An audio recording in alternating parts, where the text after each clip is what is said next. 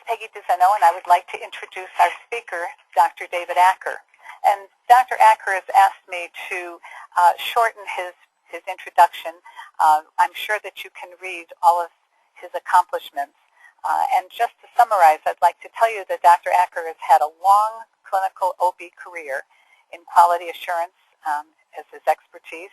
He's also an independent consultant on matters of safety and quality and is a much sought-after speaker, and we are in for a real treat today. Thank you, Peg. Good afternoon to those of you who have taken the time to attend this discussion. I put this first slide up. It has an element of humor, but it also has an element of reality to it.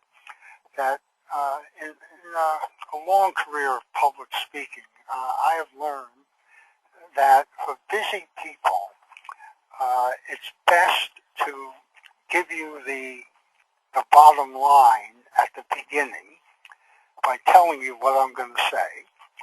Then I'm going to say it. And afterwards, I'm going to tell you what I said. And then truly show appreciation for those who paid some attention, didn't read too many of your emails during the presentation. So here's what I'm going to say. Here are the points. With vacuum-assisted delivery, the key to a non-traumatic, safe delivery, or a quick discontinuation of the procedure, is putting the vacuum cup on the right part of the head, the correct part of the head. As simple as this may look, when you do this in simulations, when there's no caput, no molding, no long labor, no vaginal wall edema, it is not simple in clinical obstetrics. We'll talk more about why it is not a simple application. The key to understanding why we seem to get it right so frequently, but when we get it wrong and put the cup on in the wrong place on the baby's head, the fetus's head, comes from the fact that just about all the time the head is coming down in an occiput anterior position. And so if the clinician thinks he or she is doing an accurate exam and diagnoses occiput anterior, most of the time the clinician will be right most of the time until it's not an occiput anterior. The mechanism, the self-discipline that has to be included in clinical maturity is knowing when things are working well and when things are not working well, and checking for descent of the fetal head from the first application on, and having the nurse who is accompanying the doctor, usually for the delivery, checking on the doctor's assumptions and observations is a key to that. When things are going wrong, stop and deliver abdominally. The combination of vacuum and forceps is dangerous. And we'll talk about all of these things in detail, but that's what I'm going to be saying. So, let's start with my first statement. Accurate determination of fetal position by physical examination is a delusion. I guess one can have one of two opposite responses to this.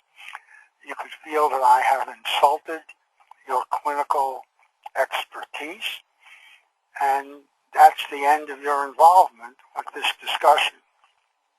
Or you could say, well, you may be right, you may be wrong, let's see the evidence. Let's see. Okay, here are some recent and some not so recent papers from the ultrasound literature with references, those who wish to check up on me down below. I'm not going to read these slides to you, but to say that the incidence of error in the second stage of labor, more than 1/3 of the estimations of the physician in the second stage were not corroborated with transabdominal ultrasound. 1/3 or more in the second stage.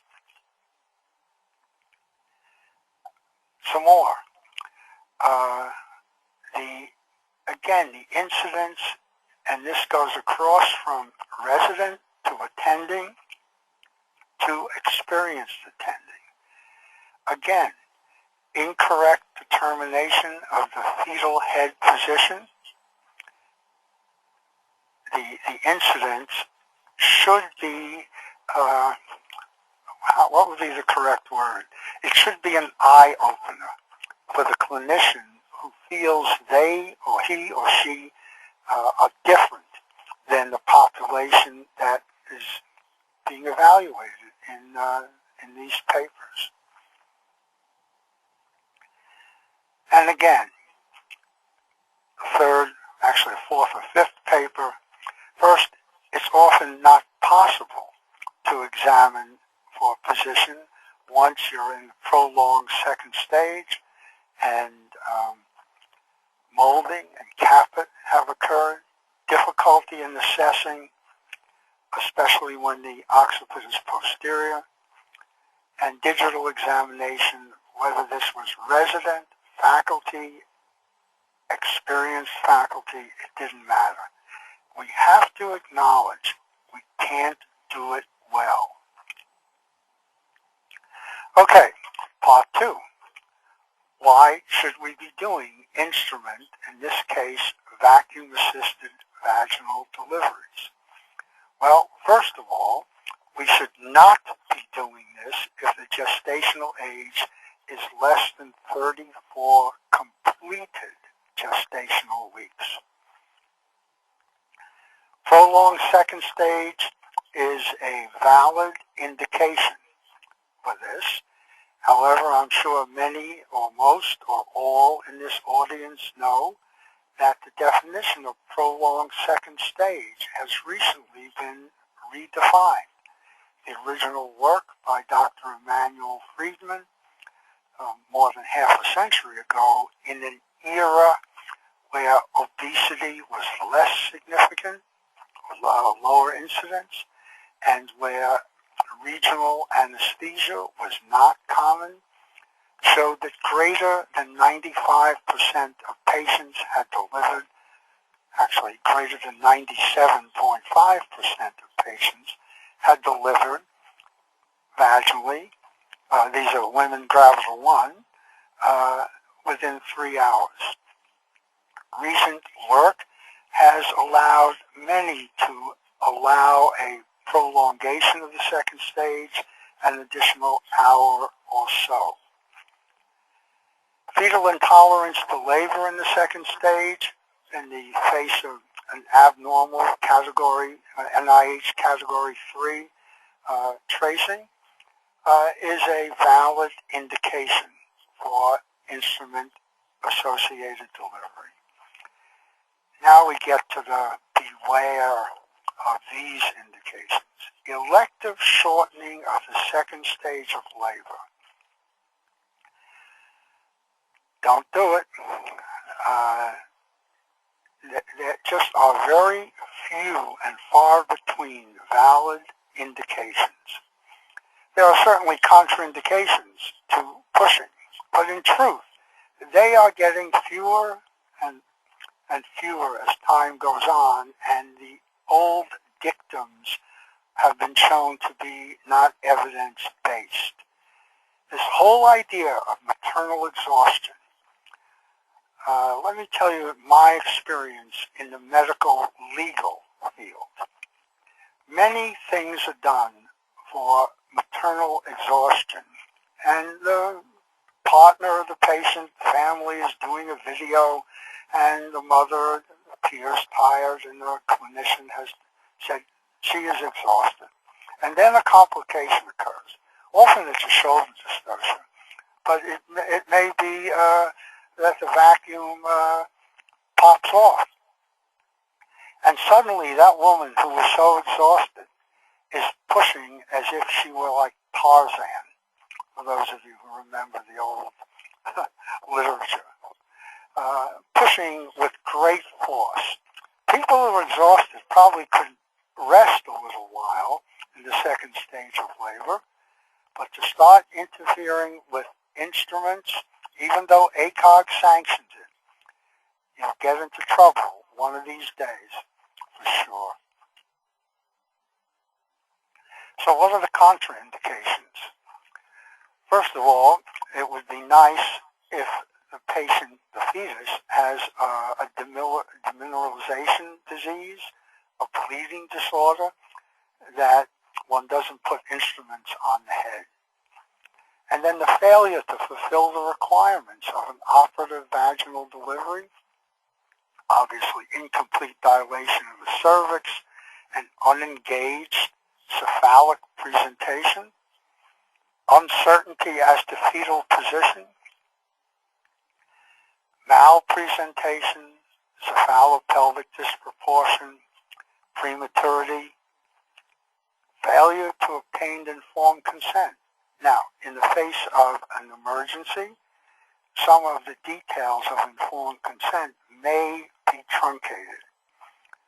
But in the absence of an emergency, the idea of applying an instrument to a patient's fetus's head without that patient understanding the risks, the benefits, the alternatives, at the least, it's unethical. So here's some of the things that I learned from my medical legal experience. Here's a patient, trimip at term, large baby by ultrasound, whatever that means. The caput was at the perineum with pushing. That's what the notes in the chart said. So let me make a caustic, judgmental statement. As far as I'm concerned, the caput could be in graduate school, out of town. The idea of where the caput is as useless a bit of information as one could document in a chart.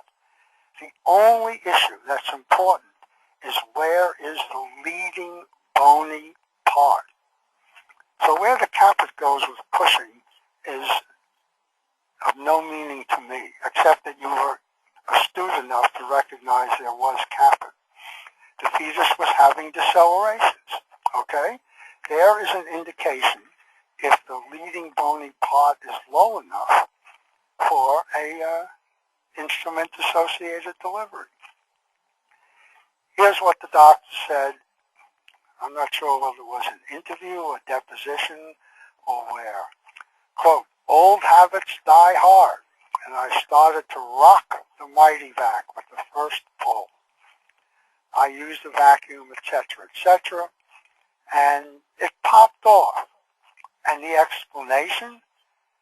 It popped off because there was no vagina to hold the vacuum in place, as if the vagina ever holds the vacuum in place. And baby delivered. Sometimes it's not the absence of the vagina to hold it in place that I hear, but it's the fetus's hair got in the way, or the machine didn't maintain pressure. There's an infinite number of excuses, but the one thing that is very rare to see in the chart is the admission. I put the vacuum on inaccurately. And that, truthfully, is the cause for it popping off most of the time. Hair, vagina, machine notwithstanding. So here's another one. There was a tachycardia, and the patient had pushed the head nearly to the introitus, whatever that means. And then the head was steadily manipulated under the pubic symphysis. And again, there was more of this rocking and rolling. Hold on, my screen just has a change in the slide. There it is. Everyone rocks and rolls. Everyone does it. And my response to that? Sure. Everyone who doesn't understand what a vacuum-assisted delivery is supposed to mean. It is not a forceps delivery. For those who remember or still use forceps, the forceps appropriately guide the head through the axes of the pelvis. The vacuum is not supposed to do any of that. The woman does that, and the vacuum maintains a steady pull, not trying to duplicate the action of a forceps. Well, here's what the nurse said at the deposition or the trial. The nurse was a little bit more observant, and she said the doctor just kept on rocking and rolling that head, pulling with little success, and the fetal head regressed after the pulls. With every push, the doctor would rock the vacuum handle back and forth, and I could see the trauma that it was causing and difficult to watch. Well, you can imagine where that case went.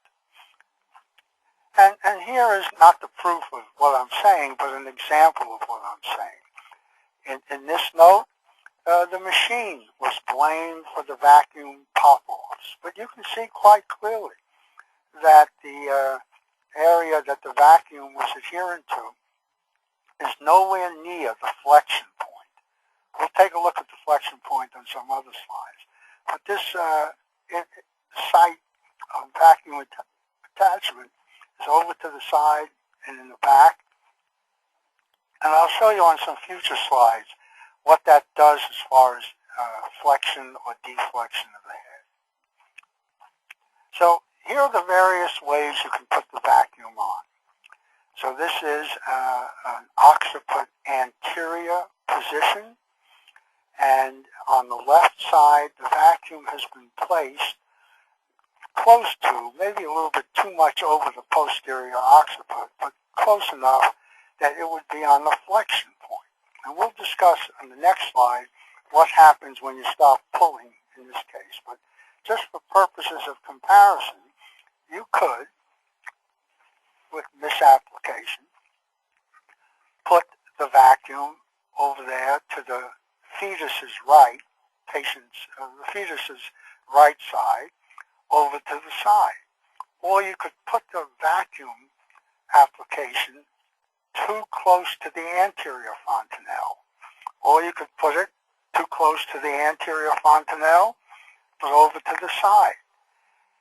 How can you know by clinical examination whether you're doing this correctly?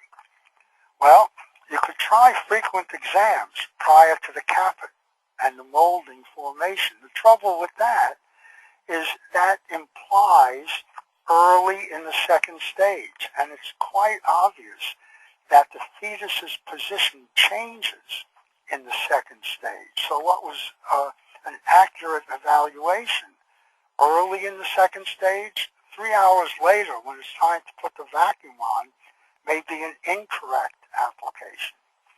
Sonography to confirm or diagnose position. Let's just stop there.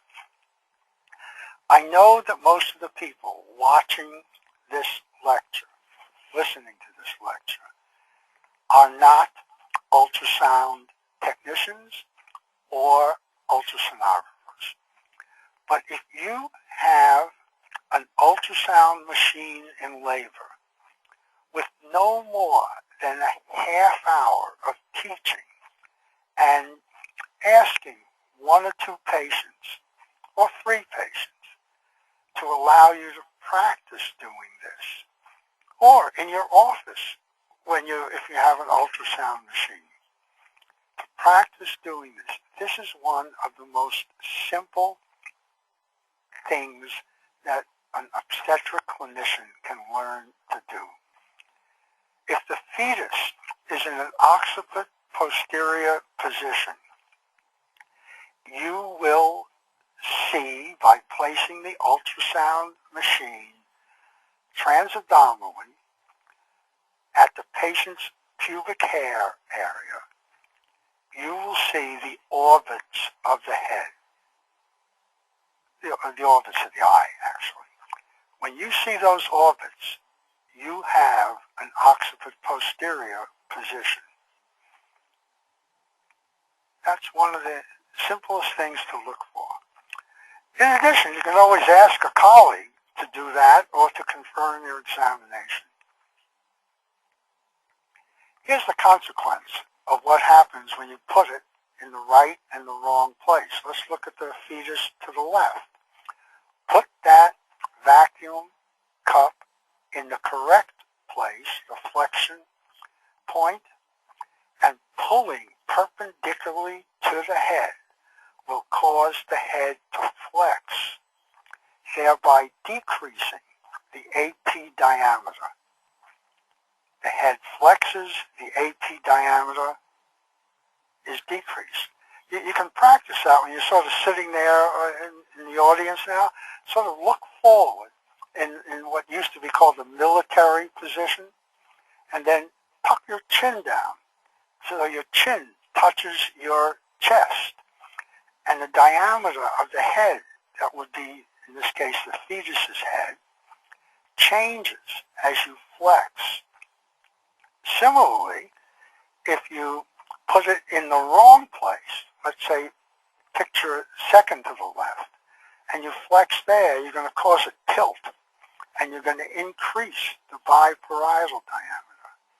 Put it in the front, as in the picture third from the left, and pull, and you will deflex the head.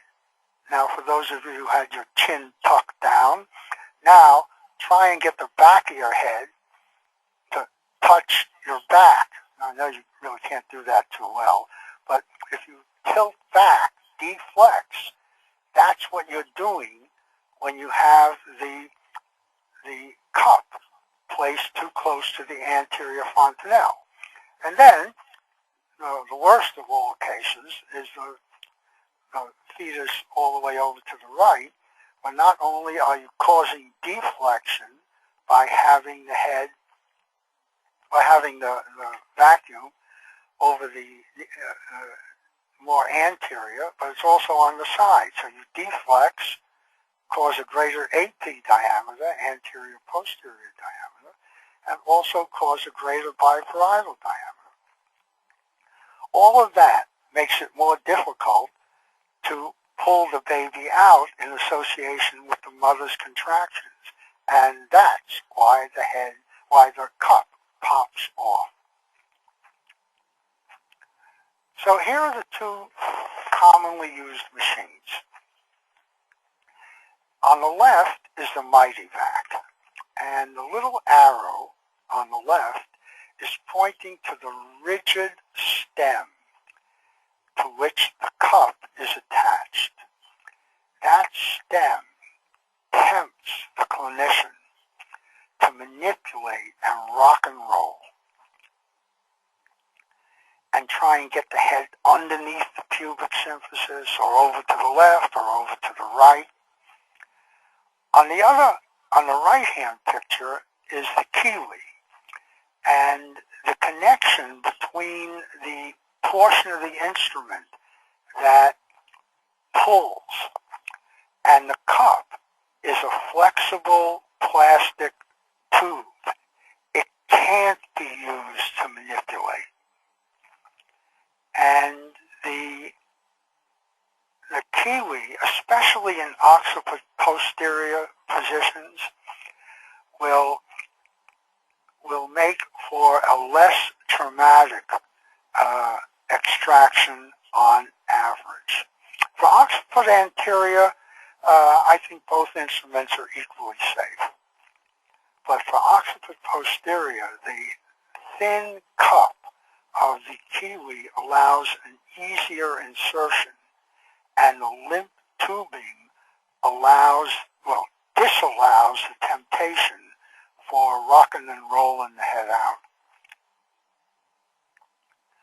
Well, this is just another slide that says the same thing.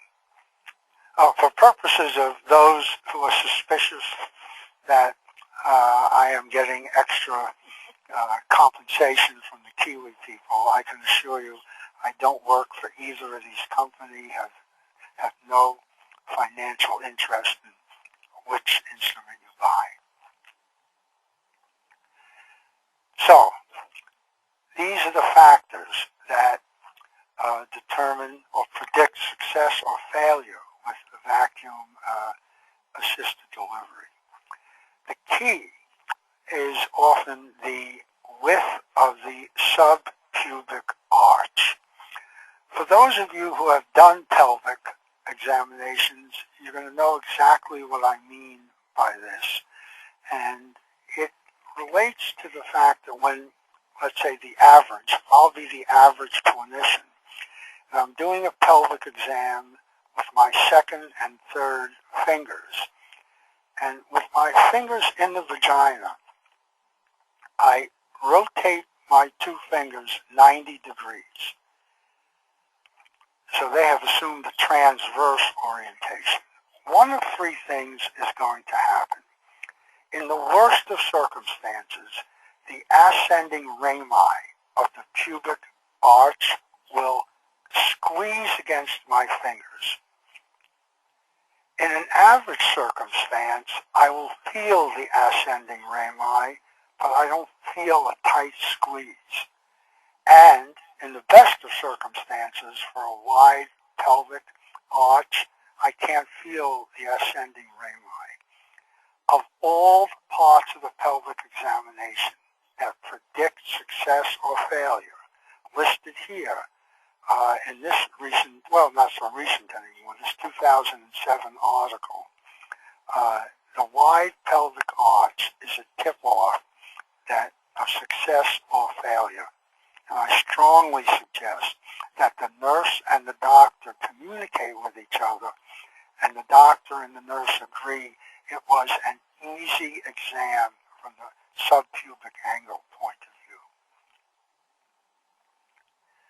How does this instrument hurt the fetus? Well, for those of us old enough to have been brought up on forceps, on average, the forceps did and could do more harm to the woman, tearing parts of the vagina, causing hematomas. But on average, except for, and I'm not diminishing it, a facial nerve palsy, which often resolved, fractures, which were serious but were very, very rare, the fetus was not necessarily harmed by the forceps. With the vacuum, it is the other way around. It is one of the safest things for the mother. But it's the fetus who can suffer serious and occasionally fatal injury. This slide shows a list of some of the injuries that can occur. The direct are obviously the consequence of the vacuum attached to the fetus. The indirect, including the brachial plexus injury, has not been confirmed, as far as I'm concerned, as a cause directly caused by the vacuum. Here is the reason for the problem with the bleeding. It's the Sub-Galeal hematoma. That's the third one down. This is the area of the fetus's scalp that is not contained by the periosteum. And the blood vessels broken by that rocking and rolling and popping off of the vacuum, the broken blood vessels can bleed into the fetus's scalp, uncontained by any structure. The blood can seep down into the baby's back, and a huge amount of blood could be lost. So what is a huge amount of blood for a newborn 3,500 kilogram fetus?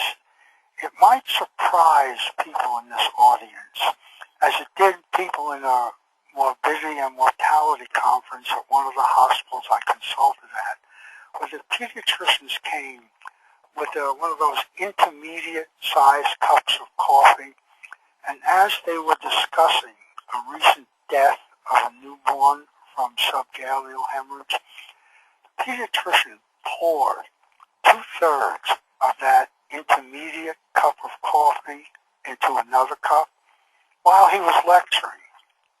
And then he pointed out to the audience that what we had not really closely observed, because none of us could understand why he was doing that with the cup of coffee, was the transfer of the entire fetal blood supply from one cup to another.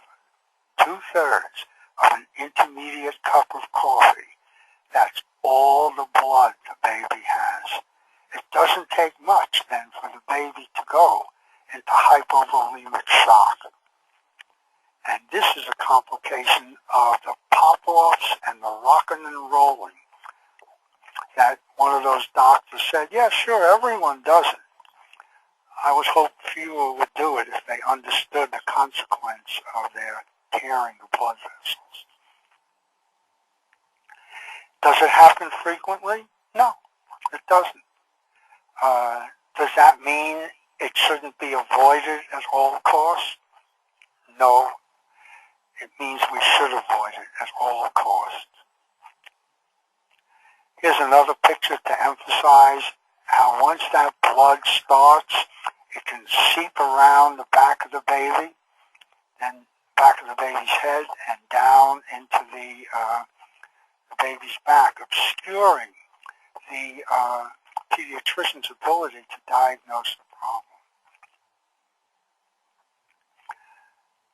For those of you who want to read more, this slide would be available online with this lecture. It gives more data to the other types of hemorrhage. So let's go through those checklists that at least allow one to be as safe as one could or should be. Do you have adequate anesthesia? Is the bladder empty? What is the position of the fetus?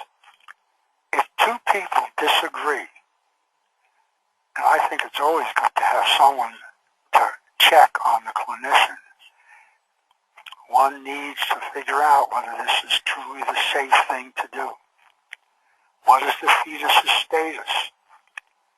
Was the vacuum properly applied?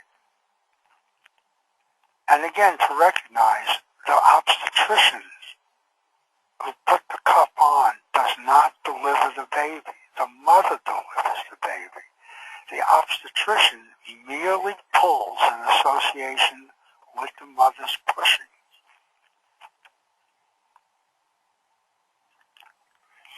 Why does the attempt fail? There are a lot of reasons. The one for which the clinician has the most control is the placement, knowing what one is doing.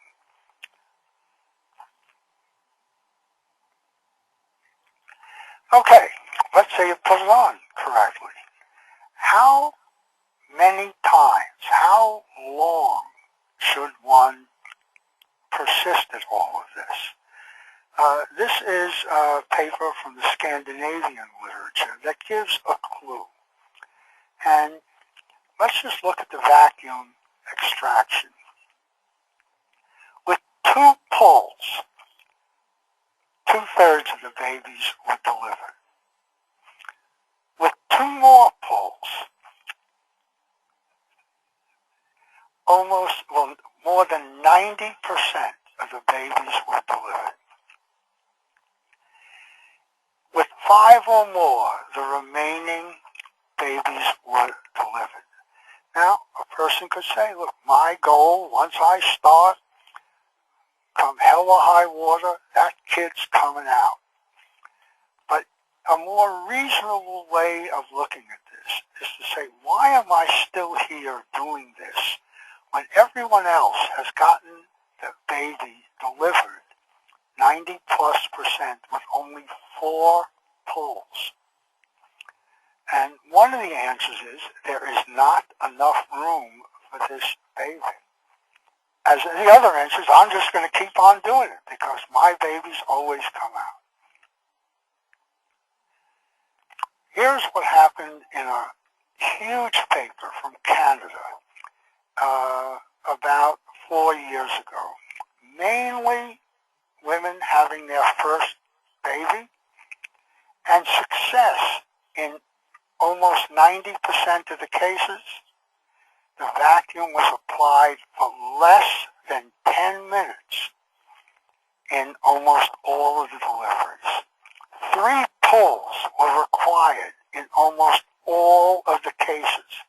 Now this 25-pound traction force is not something any human is capable of knowing they're pulling, so forget about that.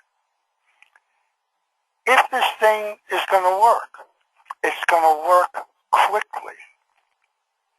And what they found, as I've been stressing, cup application is related to scalp trauma. Not frequently. Not frequently does this occur, but when it occurs, it's application. This is some of the other data. The station at the time of cup application in 700 patients. In this case, in Canada, a good 1/3 were at 2+ station. I'm not sure that American obstetricians have a lot of experience at 2+ station with instruments anymore. Above 3+, what I have been recommending, get a consult. Get someone, a colleague, the other person who's on call on labor and delivery, someone to recheck position, recheck station, and tell you that they, as that reasonable other clinician, wouldn't do it or would do it, and use their wisdom. They are not emotionally wedded to a vaginal delivery the way you might be. Here again is the timing. The duration of cup placement, almost everyone was finished and was writing their delivery note after 10 minutes. Well, they were waiting for the placenta to come out after 10 minutes. A small percent waited till 20 minutes. If you're there and you're approaching 20 minutes, ask yourself, why am I still doing this when everyone else is finished? Similarly, how many pulls? Why am I still trying this? What am I trying to prove? To whom am I trying to prove it? Or in other words, what's wrong with me that I'm still doing this? Pop-offs. I will tell you, if you don't set the number of pop-offs the manufacturer of the Kiwi and the Mighty Back have, I'm not going to tell you what their number is, but I will tell you, every lawyer knows that number. If you don't know that number, you're in real trouble. My suggestion is read the manufacturer's recommendation and know the number of pop-offs. They're different for the Kiwi and the Mightyvac. But unless you know that number, you're in trouble. Trauma we talked about. In sum. Okay? So now I'm going to tell you, I told you what I was going to say. I've said it. This is the time for those who've been dozing to wake up, because I'm now going to tell you what I said. This procedure should take a small number of minutes to be done. Almost everyone is back in the doctor's lounge after less than 20 minutes of trying this procedure, and the vast majority are done in 10 minutes. Ask yourself why you are different. Number of pulls, cup detachments, know the data. And last, before we get to questions, last, know where to put the cup placement. Thank you for your attention. Well, Dr. Acker, thank you so much for a wonderful presentation. I do have a few questions that have come in, and I'd like to be able to, give them to you so that you can address them, if that would be okay. Make sure you, knowing me, Peg, that you ask me the questions you know I know how to answer. Okay, good. Only the questions you Only the ones you prepared me for. So here's a question that asks, I would like Dr. Acker to address when vacuum-assisted delivery can be applied in conjunction with the use of vaginal forceps. Okay. So the New England Journal of Medicine, more than 15 years ago, has looked at this. And while the complications of head trauma are not universal, not 100%, it is high enough, and I must admit I don't have the number in mind, that many hospitals have prohibited it completely. Now the question, though, comes up, the very practical question. Let's say you put the forceps on, or the vacuum on, and you brought the head genuinely down all the way, just like it's just about crowning, and then the thing pops off for the second or third time. The forceps, whatever it is, you can't continue with instrument number one. I think at that low station of the leading bony part, not the caput, not the molding, an exception to the rule could be in place as long as the doctor wrote a legible, logical note explaining why this exception to the rule was taken. I would never want to take a doctor, and say, look, 100% of the time you have to or you can't do such and such. There needs to be some leeway for clinical judgment. But that leeway has to be very, very small, because this is a dangerous combination. Okay, by the way, I should remind everybody, the audience, if you have any other questions, to please click on the orange box with the right arrow, and you can type in your question and press send, and we'll get to as many as we can. This is really part two of this question. What to do if a mom refuses consent for a C-section and there's a need to get the baby out? What to do? Well, I don't mean to. Well, actually, there really are two choices here. The mother refuses consent for a C-section. Okay, that takes care of that. You can't do a cesarean section at all unless you have maternal consent. Okay, because that's called assault, and I just can't think of the exception to that rule. if the mother truly was mentally incompetent to make that decision, somehow someone should have thought about that a little bit earlier than the time for the forceps or vacuum or C-section. So she says no to the C-section. That means no.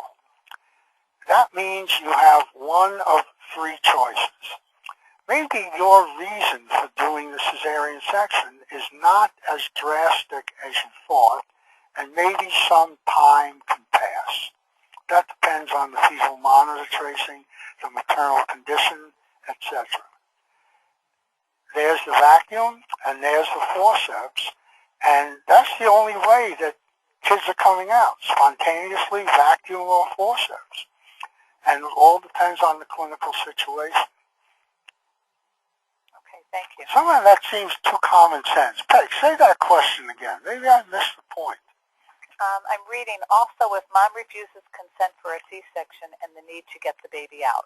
So whoever asked the question, if he or she would be able to expand on that, that's all we have to go with at this moment. Anybody raising their hand, Peg, that you can see?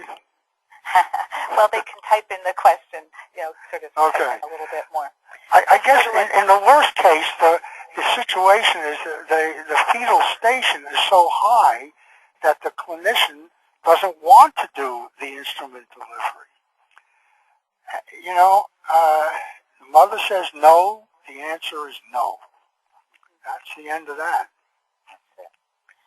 Okay, should you use the checklist that you talked about before as a good documentation tool, or? Okay, so that's really a two-part question. One, should you use a checklist? And the answer to that is a definite yes. For almost everything we do, having a checklist is a valuable and simple way of not forgetting things. I mean, how many times has any of us left home, gotten into the car, and then your wallet is back home? If that has happened to you, or you left your keys somewhere, if that's happened to you, that's because you're called a human being, and these things happen. And therefore, having the checklist is a wonderful method of overcoming being human and therefore forgetting.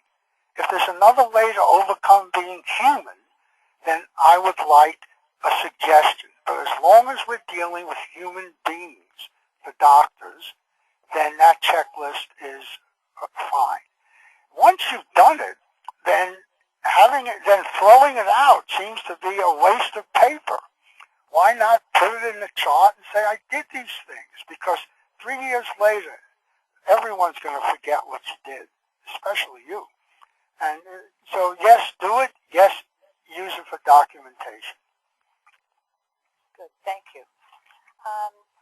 Let's see. I think there was one more. When childbirth educators, and I guess this is near and dear to my heart, having been a childbirth educator for a long time. You answer it then. No, I'm going to ask you. In childbirth education classes, what are the most important things to cover about vacuum deliveries with your parents? I guess I would, and Peg, maybe we should dialogue with this, because you've done childbirth education classes, and I haven't. But I would like to show the clients a picture of what it is, what it looks like, use simulation or a model and demonstrate how it's done, and especially with the vacuum, to stress it's the mother who delivers the baby. And I guess because the patient can be a very good fail-safe mechanism for the clinician to tell the patient it should be over in less than 10 minutes, maybe 20 minutes. After that, time for someone, maybe not the mother, it's time for someone to speak up. Good. The people who do the, I want to stress this, Peg, I'm sorry for interrupting. The patient must maintain control of their own health care as much as possible. And being an informed consumer is the best way. Go to childbirth classes. Thank you. I appreciate you saying that, because one of the important things that we used to stress in childbirth classes, that when somebody asks you, who delivered your baby, the answer should always be, I did. But Dr. Yeah. So-and-so or nurse midwife assisted me or helped me to do it. So thank you for that. I think that's a nice place to end on. I don't believe we have any more questions. And I want to thank everybody, and especially Dr. Acker, for this great presentation today. As Dr. Acker mentioned, we have recorded the session, so it will be available on our website. And if there are any other questions that people have, you can see our contact screen. Feel free to email me or my colleague Maggie Finkelstein, and we'll be happy to answer any other questions, get them to Dr. Acker if there's some that came in after the fact. Thank you again, everybody.